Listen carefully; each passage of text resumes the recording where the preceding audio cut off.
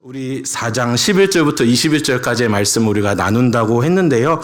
사실 이 본문 먼저 보기 이전에 이것을 뜻을 이해하기 위해서 요한일서 전체 또 4장 앞부분의 흐름을 보는 것이 중요합니다. 전체부터 보자면은 우리가 잘 알고 있듯이 이 요한일서는 사도 요한의 말년의 서신이죠. 사도 요한 하면은 우리 8월을 시작하면서 우리 교회 방문하셨던 안성혁 총장님이 사도 요한이 복음서를 쓸 때 어떤 모습이었는지 우리 보았잖아요. 예수께서 사랑하시는 제자, 초등학교 6학년 같은 그 아이를 품에 안고 주님이 말씀하시던 것을 우리가 보았습니다. 예수께서 사랑하시는 제자, 그 복음서 기록자의 모습에서 이제는 할아버지가 되어서 교회의 큰 어른 같은 존재가 되어서 무엇이 참된 신앙이고 무엇이 거짓인지, 교회에 꼭 남겨야 하는 메시지가 무엇인지를 기록한 서신입니다. 그래서 그런지 요한일서에 나오는 핵심 개념들이 요한복음 13장부터 17장까지 예수님의 마지막 설교 가운데에서 나오는 그런 개념과 단어들임을 우리가 볼 수 있어요.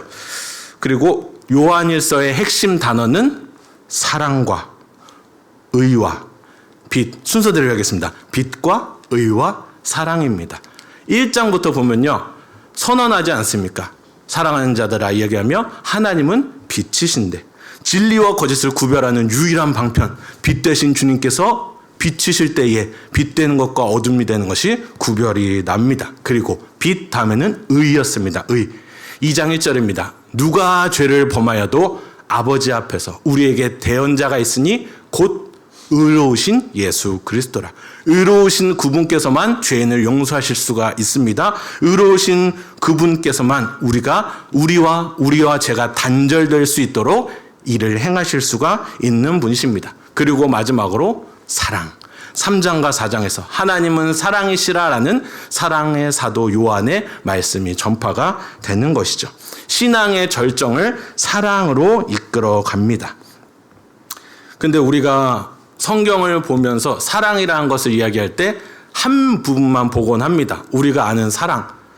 다들 사랑 이야기하면 이렇게 막 이렇게 표정이 밝아지신 분들이 있고, 뭔 또 사랑이야 지금 의리로 살아가는 거지 하면서 친구 아이가 하면서 이제 집에서도 이렇게 친구로 살아가시는 분들이 있어요.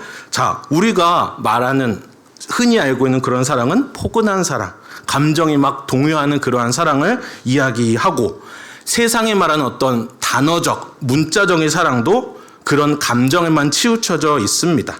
무조건 덮어주고 무조건 허용하는 사랑이라고 오해하곤 합니다. 사랑이라는 단어를요. 근데요, 요한일서가 말하는 사랑은 진리와 공의 안에서 드러난 사랑을 이야기하는 것입니다. 너희가 서로 사랑하는 것, 그 전에 드러나는 주님의 진리와 공의 안에서 드러난 사랑, 십자가에서 나타난 사랑을 이야기하는 것입니다. 그 사랑이 먼저 있어야지 우리가 서로 사랑할 수 있는 그 감정적 사랑도 따라온다는 것입니다. 오늘 본문 4장 11절부터의 본문은 앞에 있는 1절부터 10절까지의 본문을 빼놓고서는 이야기할 수가 없어요. 1절부터 6절까지는 참과 거짓을 분별하십시오. 4장 1절부터 6절까지를 이야기하고, 7장과 10절에서는 사랑의 근원이 오직 하나님께로부터 온다라고 이야기하고 있습니다. 하나님의 목숨을 내어주신 사랑을 받은 자가, 그 사랑을 받은 자가 어떻게 살아야 할지를 알려주는 본문이 바로 오늘 요한일서 4장의 본문이에요. 앞에 부분 조금만 우리 보도록 할게요. 4장 1절입니다. 사랑하는 자들아, 영을 다 믿지 말고 오직 영들이 하나님께 속하였으나 너희가 분별해라. 많은 거짓 선지자가 세상에 나왔습니다. 요한일서의 배경이 되는 단어가 뭐냐면요, 분열과 미혹입니다. 교회에 들어와서 사람들을 미혹하는 선지자들이 있었대요. 다 뒷부분에 나오네요. 너희가 분별하고 정신 차려라. 왜? 많은 거짓 선지자가 세상에 나왔기 때문이다. 거짓 가르침이 들어왔대요. 뭐냐면요, 결국엔 이단과 똑같습니다. 예수님이 하나님의 아들인 것을 부정하는 것이 다 이단 사이비입니다. 예수님이 사람의 몸을 입고 이 땅에 오셨음을 부인하고, 동시에 성경의 권위보다 그 성경을 해석하는 사람의 권위가 더 높은 것을 드러내는 것. 우리 요한일서 1장에서도 우리가 이 단에서 들었습니다만 그거를 영지주의라고 하죠. 육신은 천하고 영은 거룩하고, 그러면서 그 사람들이 성경 이외의 것을 가지고서 판단하기 시작하는 겁니다. 교회에 있는 교우들을 판단해요. 몇몇 특별한 사람들만 구원을 얻을 것이다 라고 이야기하면서 자기들이 그 특별한 사람이니 우리의 가르침을 받아라 미혹하는 자들이 있었습니다. 오늘날의 이단 사이비와도 같습니다. 계시록을 해석할 수 있는 유일한 사람은 그분뿐이셔. 그분을 따라가자. 밑에는 검은 바지를 입고 위에는 흰 옷을 입고 나를 따르라. 아무도 안 계시군요. 감사합니다. 자, 우리요 4절 말씀에서 보면은 자녀들아 너희는 그것에 속한 것이 아니라 하나님께 속하였고 또 그들을 이기었나니 선포가 있습니다. 이는 너희 안에 계신 이가 세상에 있는 자보다 크심이라. 아멘. 이 말씀 가지고서 다른 길을 갈 수가 없습니다. 시선을 돌릴 수가 없어요. 이같이 확신의 말씀이 우리에게 귀감을 줍니다.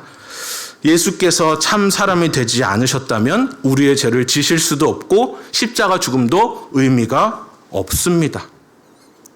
성육신 주님께서 이 땅 가운데 사람의 몸을 입고 오신 은혜는요 사랑의 출발점이며 복음의 본질임을 기억해야 합니다. 그렇기 때문에 감정적인 사랑보다 주님의 진리와 공의의 사랑이 먼저라는 것이죠. 공의와 진리 없는 사랑은 참 사랑이 될 수가 없습니다. 오늘 본문 가운데서 그 의미를 발견했으면 합니다. 7절에서 요한이 선언합니다. 사랑은 하나님께 속한 것이다. 먼저 착한 사람이, 먼저 은혜 받은 사람이 라고 이야기하기 전에 사랑은 하나님께로부터 시작한다.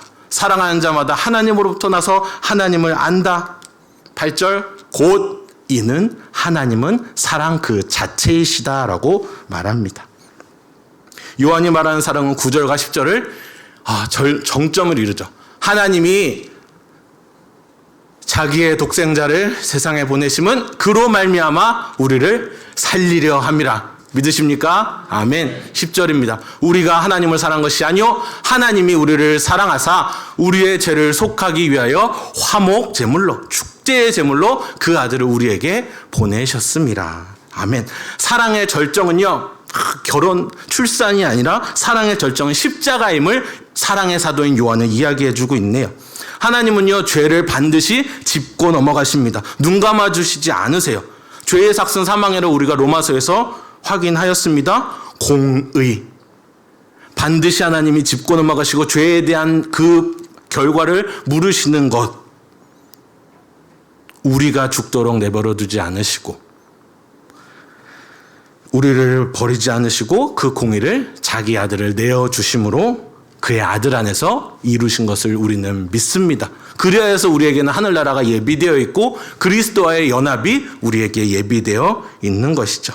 십자가는요 하나님의 사랑이면서 동시에 사랑에 이렇게 둘러나누면 공의와 인애의 사랑이 있듯이 하나님의 그 인애의 사랑과 동시에 공의가 완성된 자리입니다. 그래서 십자가를 통해서 우리는 하나님은 사랑이시다라고 그 의미를 우리가 말씀을 통해서 알 수가 있는 거예요. 자, 여기까지 보았으니 11절을 이 마음 가지고서 들어가도록 하겠습니다. 사랑하는 자들아 하나님이 우리를 이같이 사랑하셨은즉 우리도 서로 사랑하는 것이 마땅하도다. 아멘. 사랑을 그냥 단순히 깨닫고 감탄하는 데서 멈추지 않아요. 요한이 지금 어떻습니까? 할아버지가 되어서 산전수전 다 겪고 예수님 품 안에서 그냥 부비고 있었던 그 어린아이의 모습이 아니라요. 그 안에 주님과의 사역들, 주님과 나눴던 대화들, 주님의 따뜻한 온기, 자기가 박해받았던 것 모두 다 체험하고 나서 이와 같이 이야기하는 겁니다. 하나님의 아들을 내어주신 그 큰 사랑을 받은 우리가 이제는 그 사랑에 힘입어서 우리가 서로 사랑하는 삶을 살아야 한다고 이야기하는 것입니다. 그냥 허공에 뿌려지는 것이 아니라 야 그냥 용서해라 하는 것이 아니라 사랑의 근원이신 주님께서 아들을 내어주심 같이 우리를 사랑하셨다. 그러니 그 사랑을 받은 사람들은 서로 미워할 수가 없다라고 이야기하는 것이죠. 마땅하도다라고 나오지 않습니까? 선택, 권유, 마땅해 이런 게 아니라요. 빚진 자의 의무를 얘기하는 동사라고 이야기합니다. 빚진 자의 의무. 우리가 그와 같이 사랑을 받았으니 그 결과가 우리에게 나와야 함이 마땅하다. 하나님께 우리가 무슨 사랑을 드리지? 뭐 이런 고민이 아니라요. 이미 받은 사랑 때문에 그 사랑이 우리를 밀어내서 이웃을 사랑하게 한다고 이야기하는 것입니다. 성도로서, 부모로서, 자녀로서 사랑이라는 것은 감정에서 나와야 하는 것이 아니라 하나님의 사랑을 받은 자로서 반드시 드러나야 하는 열매입니다. 열매 아시죠? 여러분 그 열매를 잘 키워가고 계신가요? 우리가 서로 사랑할 때 세상은 하나님의 사랑을 실제로 보게 됩니다. 교회 안에서 사랑하는 모습을 통해서. 우리가 교회 밖에 나가서 성도로 자녀로 남들을 사랑하는 모습을 통해서 교회는 그 사랑 안에 살아가는 공동체로 세워지게 됩니다. 반대를 생각해 볼까요? 교회 안에서 싸우는 모습을 가지고서 교회 밖의 사람들이 예수님의 사랑을 올바로 알지 못하는 사람들이 사랑을 알지 못하겠죠. 교회 밖에서 교인의 모습, 그릇된 행동을 볼 때에 그 사랑이 뭔지 잘못 알겠죠. 하나님이 먼저 사랑하셨으니 우리가 사랑하는 것 필연적인 결과입니다. 그래서 하나님의 사랑은 추상적인 것이 아니라고 우리가 알 수 있는 것입니다. 12절이에요. 만일 우리가 서로 사랑하면 하나님이 우리 안에 거하시고 그의 사랑이 우리 안에 온전히 이루어지느니라. 말씀 그대로입니다. 하나님께로부터 시작된, 근원이 거기서 시작된 사랑이 우리 안에서 이제 실행되고 보여진다면 그분이 우리 안에 거하신다는 증거가 된대요. 처음에 있었던 그 주님의 사랑이 우리 안에서 실행된다면 그분이 우리 안에 계시다는 증거가 여기 있다라고 할 수 있는 것입니다. 그의 사랑이 우리 안에 온전히 이루어진다는 것입니다. 13절에 가면 더 우리가 자세히 알 수 있습니다. 그의 성령을 우리에게 주심으로 우리가 그 안에 거하고 그가 우리 안에 거하시는 줄을 아느니라. 아멘. 여러분, 믿음이 우리 안에서부터 납니까? 아니죠. 13절 앞부분이 우리에게 감동을 줍니다. 그의 성령을 우리에게 주심으로.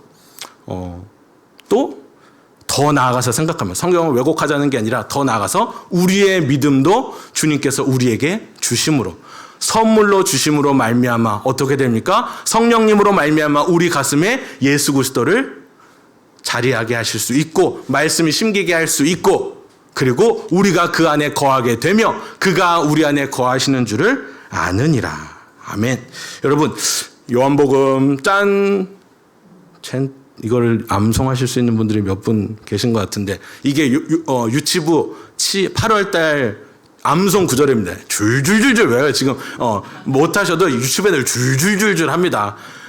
여기서 나온 것과 굉장히 흡사합니다. 요한일서 4장 13절은 요한복음 15장 5절과 굉장히 흡사합니다. 나는 포도나무여 너희는 가지라. 그가 내 안에 내가 그 안에 거하면 사람이 열매를 많이 맺나니. 주님께서 주시는 인풋 꽂으면 아웃풋 열매를 많이 맺는 것이 나와요. 근데 부러진 가지가 나무에 붙어있지 아니하고 부러진 가지, 나를 떠난 가지는 아무것도 할 수 없다고 또한 주님께서 말씀하셨습니다. 우리가 하나님 안에 거할 수 있는 이유, 그리고 하나님이 우리 안에 거하시는 근거는 아까 13절에서 보았듯이 우리 안에서 내주하시는, 우리 안에서 거주하시는 성령님이 있기 때문입니다. 성령님은요, 단순한 감정적 위로로 오지 않으십니다. 그리스도와 하나 되는 것, 그리스도와 연합하게 하는 것을 실제로 경험하게 하시는 분이에요. 예수 믿고 천국 갑니다. 하늘나라에 들어갑니다. 아유, 이제 구원받았네 하는 단순한 그러한 구원의 것을 말하는 것이 아니라 죄인이었던 우리가, 하나님과의 관계가 단절되었던 우리가 다시 주님과 합쳐진다. 그리스도와의 연합을 이야기하게 하시고 또한 그것을 실행하시는 분이 우리에게 주어지신 성령님의 사역이라는 겁니다. 죄인인 우리가 그리스도와 하나가 된다. 그분이 우리 안에 계신다. 그분이 우리 안에 계신다는 증거는 그분의 사랑이 우리 안에 있다는 증거다. 말할 수 있는 것이죠. 자, 그렇기 때문에요, 성도의 사랑과 그 신앙의 열매는요, 자기의 힘으로 만들어내는 것이 아닙니다. 어디서나 우리가 성령님을 의지하여서 예수 그리스도를 만나고 예수 그리스도를 믿음으로 말미암아 우리가 그 구원을 얻었다 말할 수 있는 것처럼 성령 안에서 그리고 우리가 주님께 나무 대신 주님께 가지처럼 붙어 있을 때 나오는 아주 귀한 축복이라는 것이죠. 요한은요, 성도의 확신을 성령의 내주로 둡니다. 그리고 그것이 하나님과 우리 사이에 가장 친밀한 관계이고 가장 깊은 연합임을 이야기하는 것이죠. 15절입니다. 누구든지 예수를 하나님의 아들이라 시인하면 하나님이 그의 안에 거하시고 그도 하나님에 거하느니라. 아멘. 사랑하는 여러분, 예수 그리스도를 하나님의 아들로 고백하십니까? 아멘. 주는 그리스도시요 살아계신 하나님의 아들이시니이다. 그와 같이 고백하는 자는 어떻대요? 하나님이 그의 안에 거하신다고 말씀하여 주십니다. 그리고 그와 같이 고백하는 우리 자신도 하나님 안에 거한다고 용기를 주십니다. 성격이 어떠하건 그 사람의 가진 됨됨이가 어떠하건 주님이 그 안에 계셔 주신다고 말씀하여 주시는 것이죠. 요한일서 전체가 거하라 거하라 거하라라고 이야기합니다. 1장에서는 빛 가운데에 너희가 거해라. 2장에서는 말씀 안에 너희가 거해라. 3장 동일합니다. 그 진리 안에 거하라. 4장에서는 우리가 이미 보았다시피 너희가 하나님의 사랑 안에 거하라라고 이야기합니다. 이것이 바로 우리가 그 안에, 그가 우리 안에의 의미가 됩니다. 어디에 거해요? 말씀 가운데, 빛 가운데, 진리 가운데, 사랑 안에 거하는 것이 주님이 우리 안에 계신 증거가 되며 우리가 주님 안에 살아가는 근거가 되는 것입니다. 하나님 안에 거하는 삶은요, 사랑 없는 진리를 추구하지 않습니다. 하나님이 우리 안에 거하심은 진리 없는 사랑을 허락하지 않는다는 것입니다. 자, 마지막을 향해서 갑니다. 17절 말씀이에요. 이로써 사랑이 우리에게 온전히 이루어진 것은 우리로 심판날에 담대함을 가지려 하게 함이니. 두려움, 담대함 17절과 18절에 나옵니다. 우리가 새벽에 스가랴 말씀 그리고 그 전에 계시록 말씀을 보면서 너무나 처참한 현실 가운데에서 소망을 보는 선지자들의 그리고 요한의 예언과 말씀들을 보았습니다. 소망이 있고 회복이 있을 것을 말하지만 심판날 앞에서 담대할 수 있는 자는 별로 없을 것입니다. 주님 다시 오실 때 우리는 기쁨으로 맞이해야지 하지만 우리는 주님의 임재 앞에서 두려워 떠는 죄와 허물이 아직 우리에게 남아있는 자들이에요. 누구도 죄와 허물 때문에 주님이 오실 때 그 앞에서 담대할 수 없습니다. 그런데 하나님의 사랑은 공의를 무너뜨리지 않고 완성시키셨어요. 십자가 앞에서 공의가 만족되었기 때문에 우리는 기억해야 합니다. 그 사랑 안에서 담대한 겁니다. 그 사랑 안에서 우리가 주님 오심을, 주님의 회복을, 주님이 주실 그 회복과 소망을 담대하게 바라볼 수 있는 것이죠. 그 사랑에 대해서 18절에 나오네요. 사랑 안에 두려움이 없고 온전한 사랑이 두려움을 내쫓나니 두려움에는 형벌이 있습니다. 여기서 말하는 두려움은 심판과 형벌에 대한 불안이에요. 두려움에는 형벌이 있습니다. 하나님의 사랑이 우리 안에 거할 때 성도는 그 사랑 안에서 확신을 가지게 되는 거예요. 두려움이 없어질 것. 내가 담대할 것. 하나님의 사랑의 징표이신 예수 그리스도가 내 안에 계시니 내가 그 안에 있으니 더 이상 심판이란 것이 두려울 게 없다라고 이야기하는 겁니다. 아까 말씀드렸듯 똑같은 단어의 반복입니다. 십자가 안에서 완성된 사랑. 하나님의 사랑이 십자가에서 이미 드러났고요. 성령으로 우리 안에 거하기 때문에 성도의 삶은 두려움이 없다고 18절이 이야기하는 겁니다. 담대함으로 나아갈 수 있다는 겁니다. 하나님의 사랑을 아는 자는 두려움이 아니라 담대함으로 사랑으로 살아간다고 우리에게 못 받고 있습니다.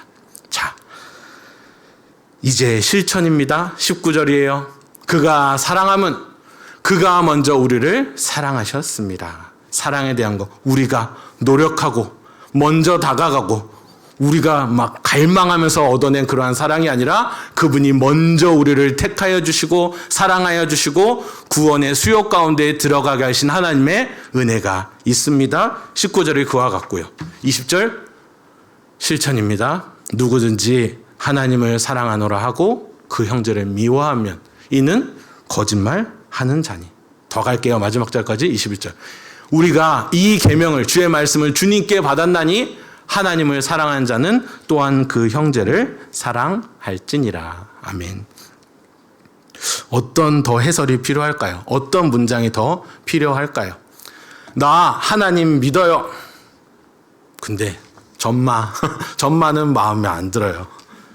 형제를 미워하면 이는 거짓말하는 자니.